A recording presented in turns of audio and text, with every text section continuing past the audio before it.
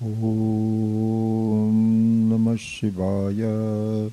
Om Sahana Bhavatu Sahana Bhunaktu Sahaviryam Karavavahai Tejasvinavadhitamastu ma vidvishavahai.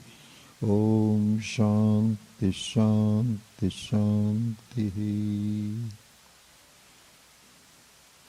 One question is, can women learn Rudram? So, in our Sampradaya, in Swami Dayananji's Sampradaya, yes, we've had both women and men, and there was no distinction between, who can do what, and in terms of chanting, etc. There are certainly rules that all sampradayas have, and we do too. So, for example, you may know this, that the puja to Shiva in a public place, this is a public place, not a private place, in a public place, is restricted to Brahmins only, not Brahmanas, but Brahmins only. So I'm not a Brahmin, so I cannot do the puja. Okay, so the rules, religious rules, they have certain requirements, no doubt about it.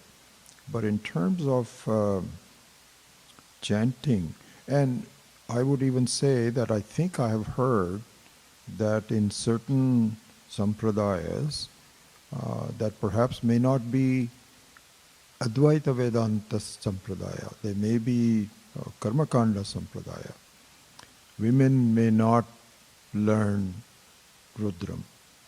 So, the whole thing is that the women are not as qualified as men for certain things. Just like for doing puja, you cannot have any jati. Only Brahmins can conduct puja. So, like that, there may be rules, but in our teaching tradition with Swami Dayananji, we don't have that at all. It's anybody can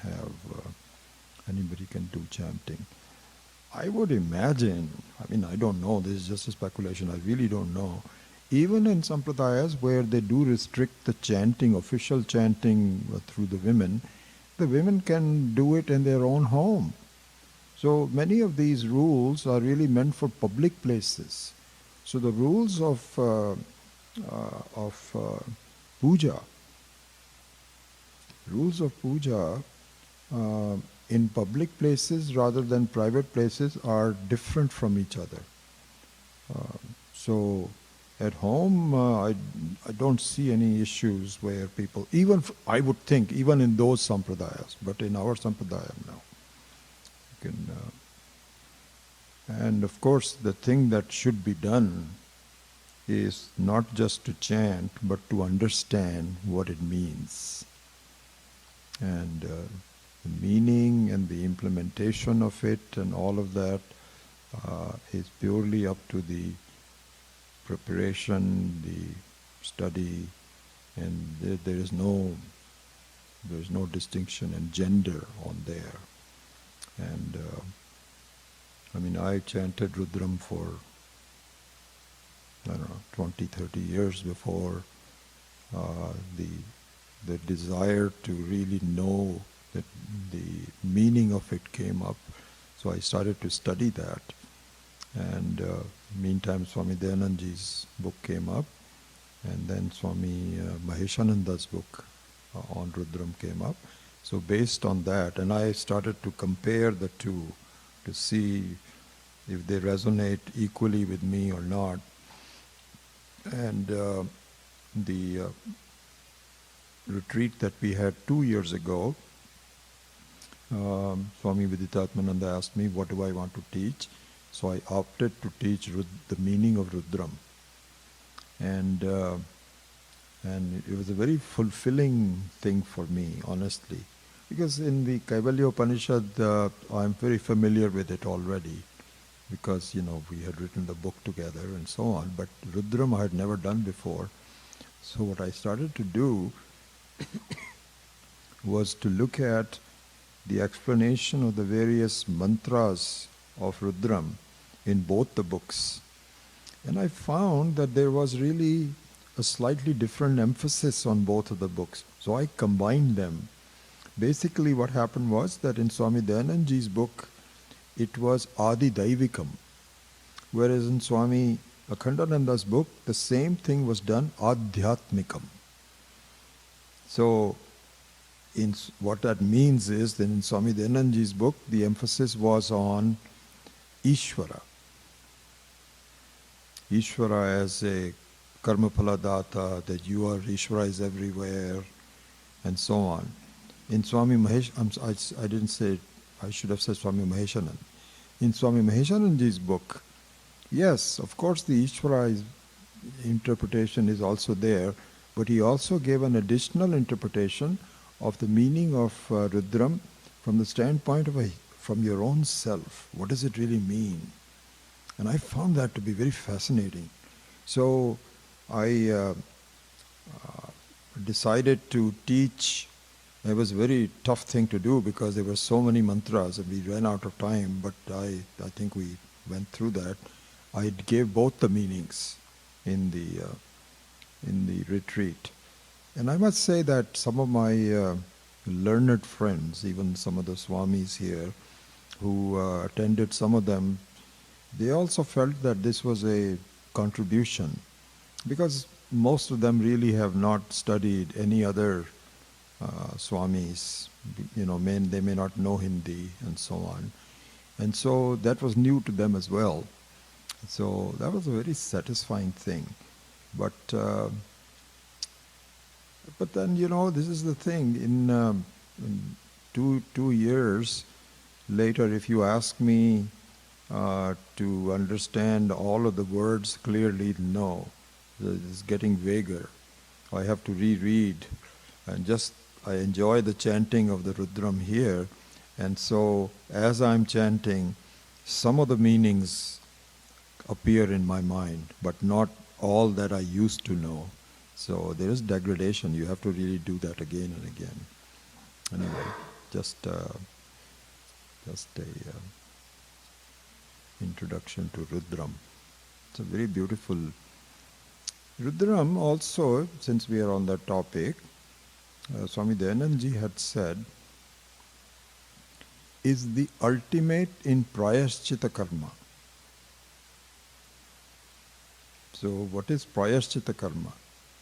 Prayashchita karma means remedial action.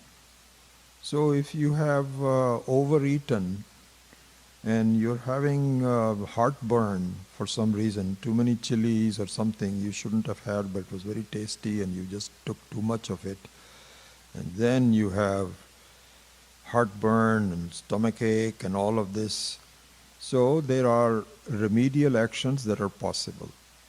You have to take antacids, some liquid if you want to, and some stronger ones, and it accelerates the problem going away. This is called Prayashchita karma. So we have so many actions pending against us from the past that we can never really get rid of them completely. And then we create new ones. In my life, I tell you, the new bad karmas that I continue doing is killing ants in the home, spiders, and then more recently, my wife and I had such a problem. We had a rat that died inside the home, and we couldn't find it. Mouse, actually. No, I don't know if it's a rat or a mouse. It was a mouse. And so what I did was I closed the door so that the smell doesn't come out. And I didn't want to call this animal control guy. I had a guy look for it in the room and he couldn't find it, so maybe in the attic. the smell was really bad. So I couldn't get a high-priced animal control guy. So I said, this will go away. And sure, it went away. It created a new problem. All the makhi, क्या कहते हैं उसको mummy? Flies. All the flies started coming in. My God, I had to kill literally thousands, not dozens of them. Bad karma, what can I do? It was really, this is a thing with an atma, with a sthula sharira, sukshma sharira, doesn't want to be killed, and I had to kill it. So you have to keep doing it. So it's all you can do is to do prayashchita karma. You can pray to God and say, I'm sorry, I had to do this. We have so many animals that create a problem. Gophers outside, this, that, or the other. And you cannot live without killing them. And so we have to do that. So that is I don't think I do any other bad karmas other than that. That is the extent of it. But it must have some effect. Rudram, as according to Swami Dayanandji, is the best prayashchita karma. Because he says, I'm sorry, I did some things that I shouldn't have done that I've known, other things I didn't know that I shouldn't have done. Either way, they say that chanting of the Rudram is the best antidote for some major things that will continue. You cannot change that. But dukkha is a direct result of bad karmas in the past. So like, for example, breaking a leg, having an accident. This is all because of old karmas. There is nothing else that you can think about it. It had to happen. Something you did for someone in the past that you have to pay for. That's all that it is. And so you can pray to reduce the effect of it to a certain extent. But it will sooner or later, some things will happen, no doubt about it. But to a certain extent, chanting Rudram is a very beautiful prayashchita karma.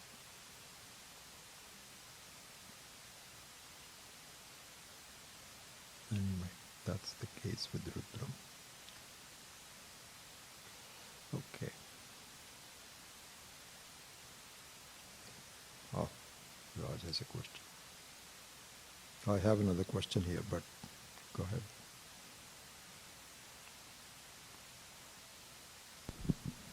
Oh, well, it's more a clarification. Yeah, it's on. I think you said verses 3 and 4 are the ones that you recite when you invite a sannyasi to the home. Yes. It's just 3 and 4 and no other verses. So, no, it's more. I think it is, let's see, hold on, let me see.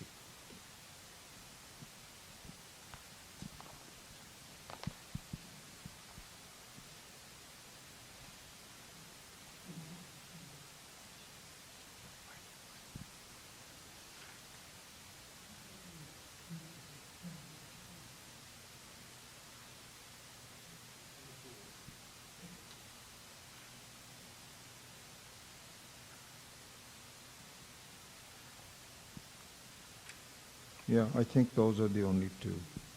Okay.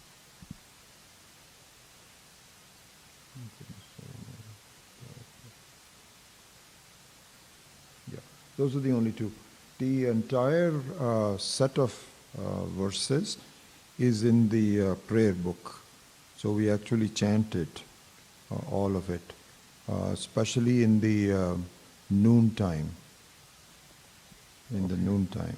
Okay. So there it starts with na karmana na prajaya dhane na tyage naike amritatvamana shuhu parena na kannihitam guhayam vibhrajate yat yatayo vishanti vedanta vijnana sunishchitartha sannyasa yogat yataya shuddha sattva te brahmalokeshu para antakale paramrita parimuchanti sarve dakhram vipapam parame eshma bhutan yat pundarikam puramadhya saggastham tatrapi dakhram gaganam vishokastasmin yadantastadupasitavyam yo vedadau swaraf prokto vedante cha pratishtitah tasya prakritilinasya yah parasya maheshwaraha. This is the full set, and only the first two are in here. The rest of them are from other places. Oh, that's the full set that you recited, that are Yes, recited. yes. And they are given in, I think if you look at the noon arati, they're all there. Yeah. So the other question I had was in verse 4, you were talking about, I think the verse 4 talks about what happens for after death. Is it just that you need to know that what the Upanishads are saying, or is it something more that you need to achieve in life to be able to get moksha after death? Yeah, so in the book you will see I didn't cover all of that myself. In that explanation of that verse, you will see that there are different kind of muktis that Swamiji has talked about. Okay, just one answer to your question. So one is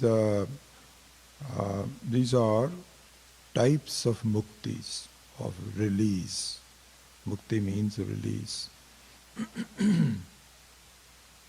One of them, of course, is Jivan Mukti. While living, you feel free. You are free and you feel free.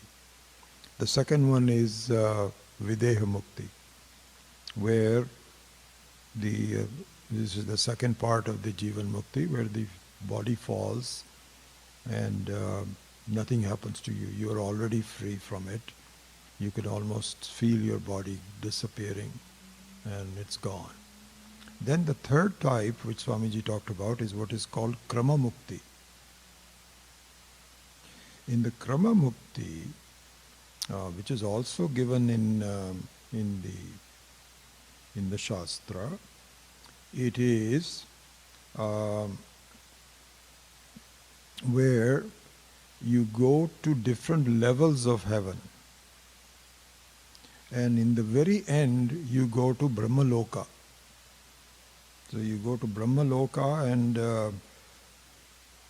there Brahmaji, Parameshwara, same person here that Ashwalayanam was approaching, he is the teacher there. So there also there will be a teaching, because without teaching you cannot be free. All you can do is that here, if you have a teacher is not as good, or if you're not as good, then it's not going to happen. But there, you also have qualified for knowledge, and Brahmaji also is qualified for knowledge, and has accepted you as a qualified student. Teaching takes up very quickly. And that's happened. This is given in the Shastra. So this is what I call Krama Mukti. So, in fact, in the Taittiriya Upanishad, this Krama is given. So you have one kind of heaven, and then you have Gandharva Loka, and then you have other lokas, etc., all the way up to Brahma Loka. And so this is also given in Taittiriya Upanishad, and they're given in the Shastras. Okay, so that Krama Mukti is also there. Now, if you look at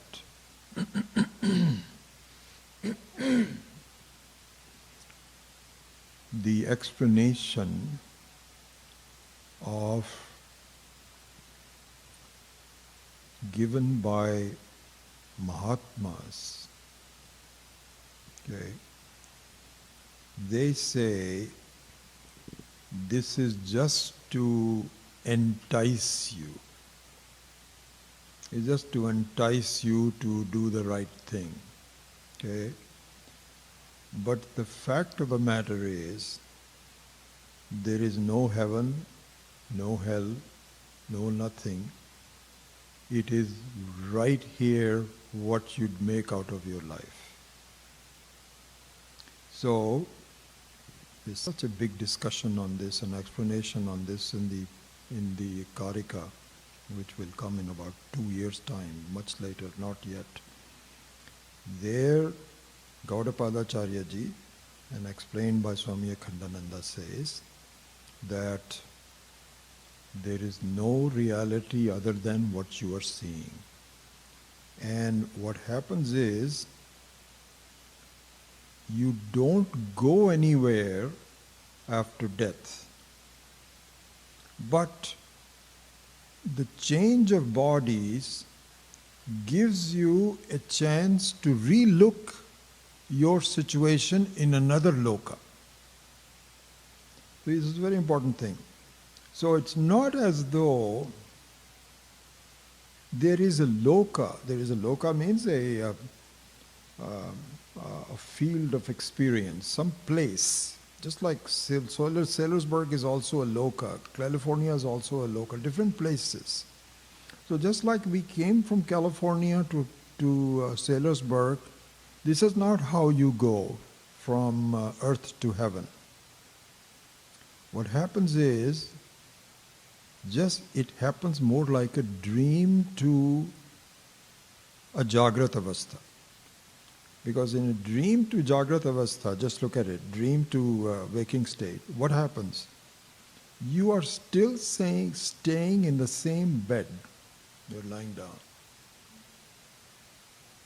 One moment you are in one loka, and another moment you are in another loka. So you don't travel, but different flashes of loka come to your mind depending upon your past karma, etc., etc. Very similarly to is the case. This is what the Mahatmas say.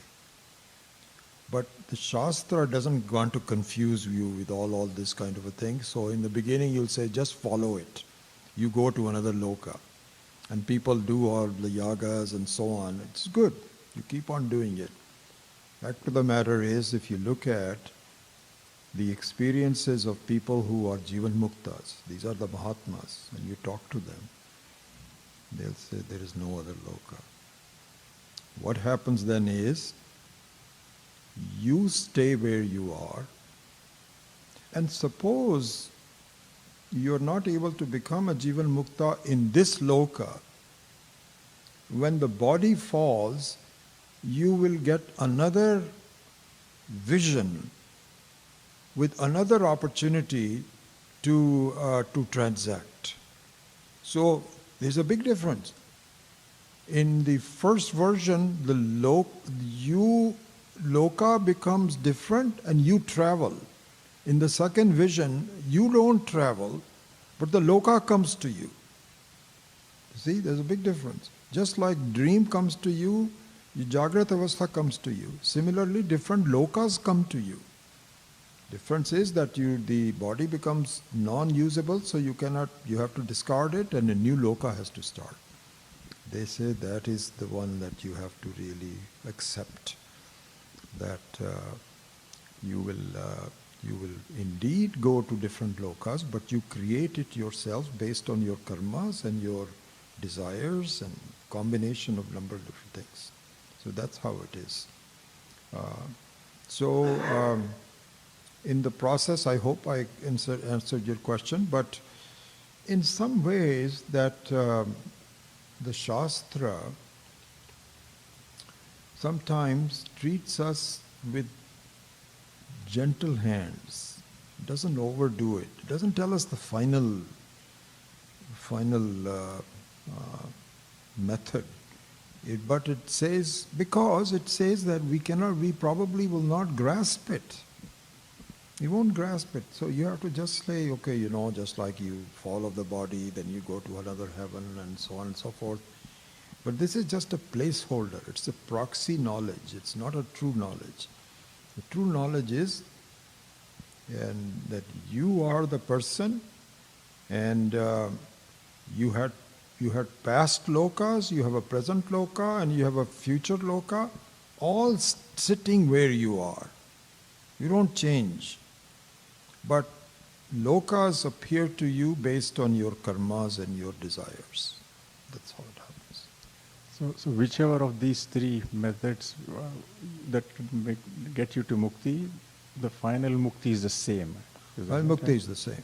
No matter how you look at it, the final mukti is the same. And the final mukti is, I am an indie-person entity. And that mukti we already have. We already have. We just don't accept it. That's the thing. We already have that mukti. It's not a new mukti.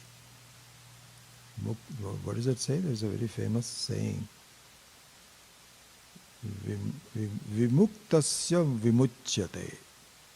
There is a release of the already released.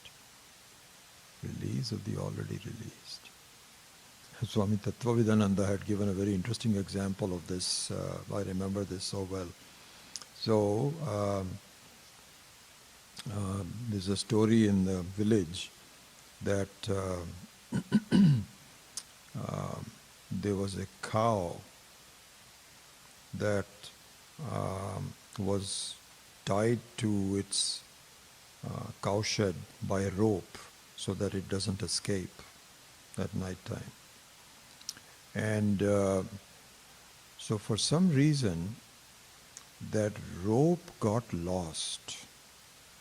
So the guy was saying, I don't know where I put it, I may have left it somewhere, and now he's going to go to sleep, and the cow is sitting there without a rope. So he was really scared that the cow will run away, because it's a very precious thing. To have a cow in India is not an ordinary thing, it's a very precious thing. So one of his wise people said, I have an idea what you need to do. Okay? He says, walk around the cow and pretend as though you are putting him down. That you're tying him. Okay? Get hold of the, wherever you tied the noose. So do that and just go around just exactly as you do before. And the cow is following you. It's following the procedure that you're doing. It's not following the rope itself. And then you pat it and say, good night, we'll see you in the morning. He says, you will probably find that the cow will just stay there. Sure enough, it worked. Now in the morning he gets up and says, okay, go, because there's no more rope. So he says, okay, go. The cow doesn't move. So finally he decided, here's what needs to happen. So he goes there and pretends the whole thing about untying the rope. Then the cow says, okay, now I can go. Swami Tattvavidananda says, these are Shastric examples, really. That this is our situation. You are told, hey, you are free. I think Swami Viditatmananda, that was a Mahavakya. Really, I was just thinking about it. I hope the people are able to see this. He said, there cannot be a change without a changeless. You are the changeless. So, if you had completely understood it, you may have partially understood it, but if you had completely understood it, you would have come over, bowed at his feet, and walked out of the room. Say, that's it. I'm done with this retreat. I'm done, I am done, I am done. Aho matram. That would have happened. Then the cow would have really left. But the cows, even though you say, hey cow, you're free, go, go. And he says, no, I'm not free. No, you are free. I'm telling you there's no rope. Do you see there's no rope? He says, there is a rope. So you have to wait for it to go back. So this is called vimuktasya vimuchyate. You free a person who's already free. That's the example that Swami TV had given one time. I remember that very nice example. Okay, another question from Jyoti.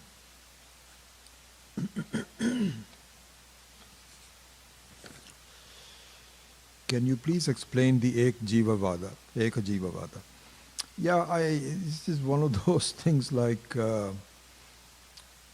Swami Viditatmananda, I think when he talked about the dog and Raman Maharshi, you almost feel, why did I do this? Because this is a huge topic and it's going to reveal and may not happen in this course.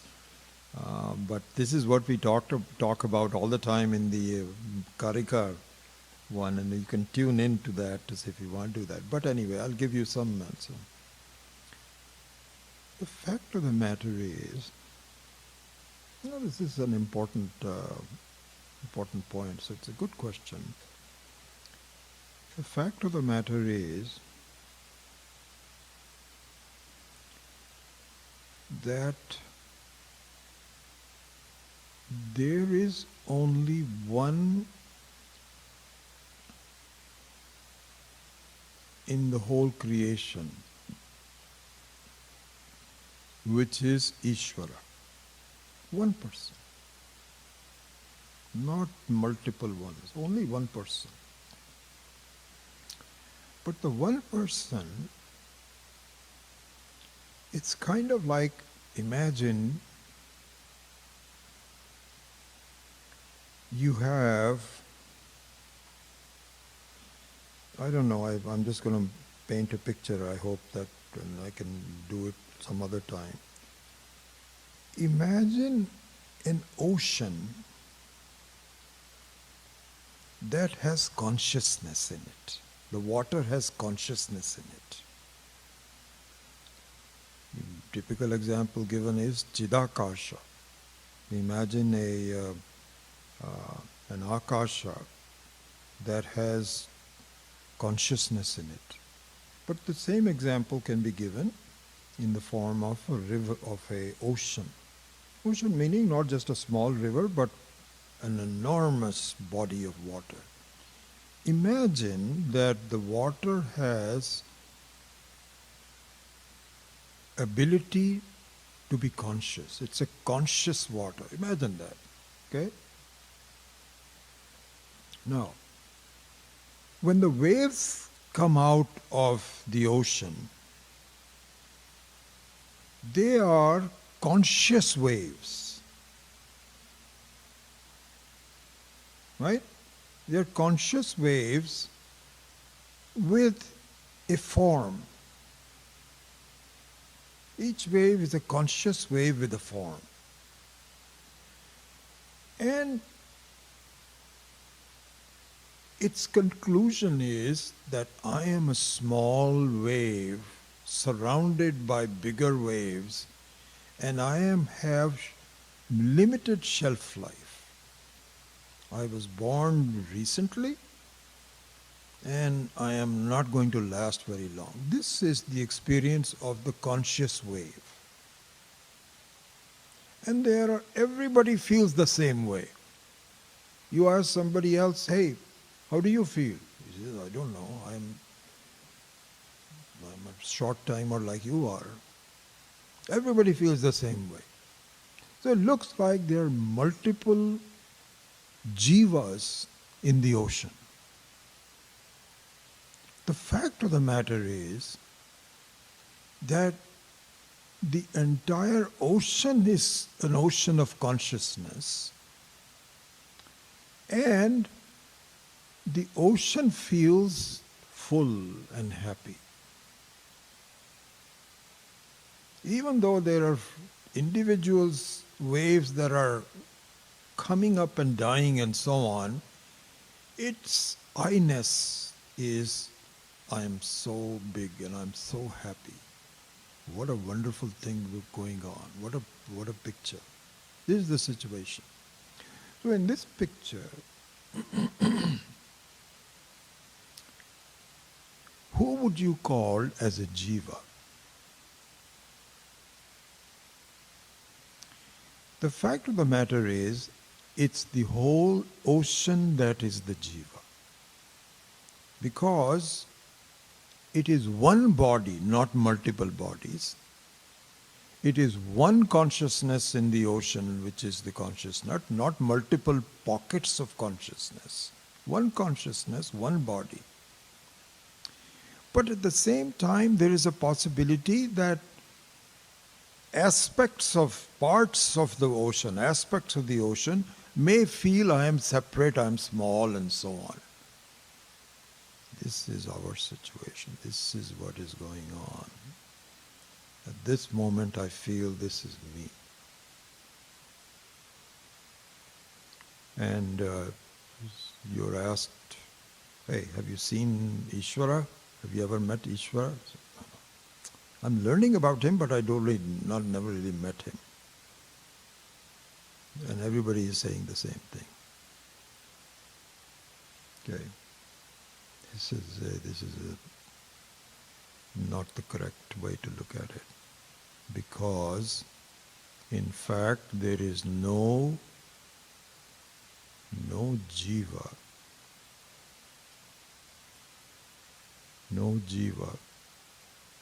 who's small or big or something. It is really just the single jiva, Ishvara.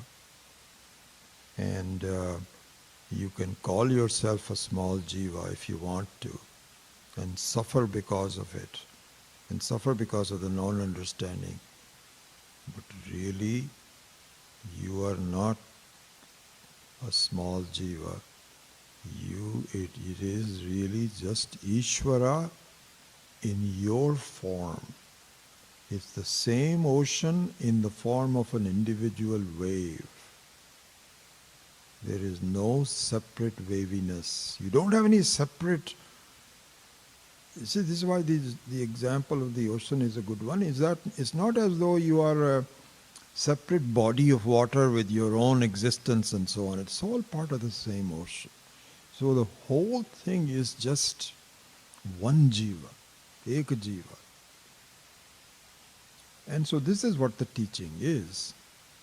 And so this is also represented by this very famous mantra, Purnamadav Purnamidam, Purnat Purnamudachyate, Purnasya Purnam Adaya, Purnam Eva Avashishyate.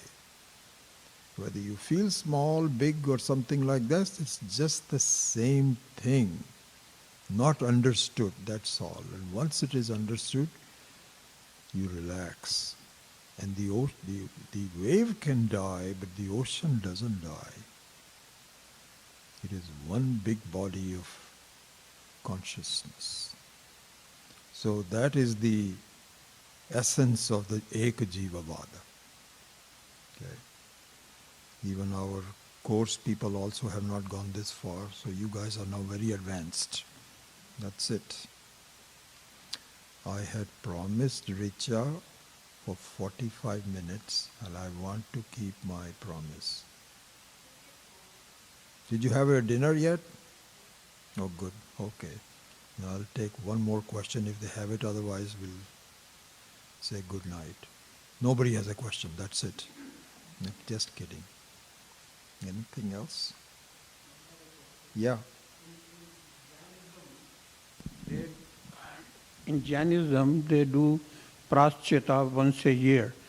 They send letters of praschit saying that if we have hurt you, done any harm, any form, please apologize us. Mm-hmm. This ritual goes once a year. Mm-hmm. And I have some relation in Jain family and I get that apology once a year. I wanted some more clarification about the background of this ritual they have it. Yeah, I don't know about that ritual, but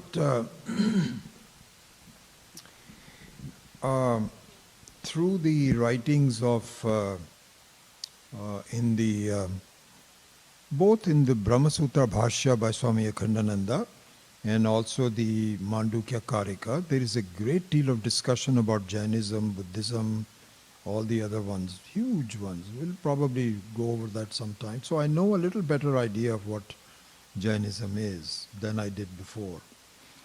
So what I understand is their modus operandi, their methodology of going forward is to purify yourself to such an extent that you dissolve yourself into tirthakaras. You become a tirthakaras, which is the highest purusha in their view, who is a free person. And the way to approach that is to keep on being good and in fact just avoid all papas of any kind. This is why the Jains, they are vegetarians, of course, pure vegetarians. And they also wear as much as possible things that you put on your, like a mask, so that you don't have things that are coming into you, you kill yourself. And they're saying this, keep on improving, keep on purifying, say sorry, and just calm down, and this might take several lives, but ultimately you will merge into Tirthakara. I don't know if I'm doing the right one. It says some Purusha in that they have. This is their methodology. Okay? We don't agree with this. This is not going to really help. Why? Because, first of all, the karmas are infinite. That's Swami Dayananda had explained to me, and I have talked about that also. They're not finite. Your purification is not finite. Your impurity is infinite. How much are you going to improve? How long are you going to do? Yes, there is a purity that you need to do, but only to be able to sit down and understand what is going on. So the Antakarana Shuddhi is only up to a point where your buddhi becomes alam buddhi. That's all you need to do. So they go overboard. And we say that you can try your best to be non-violent, because non-violence is the most important thing for a Jaini. You do not kill anything. Our acharyas say every time you walk, you probably kill millions of little creatures. How are you going to do? You cannot exist without killing. So for you to say, I want to be completely non-violent, is not realistic. Not realistic. Anyway, so that is what they do. When they do once a year, please do say sorry, and they want to keep improving, and which is good as a sadhana. But as far as the mukti is concerned, we think that it is not realistic. Om Purnamadav Purnamidam Purnat Purnamudachyate Purnasya Purnamadaya Purnamevavashishyate. Om Shanti Shanti Shanti. Harihi Om Shri Gurubhyo Namaha. Harihi Om.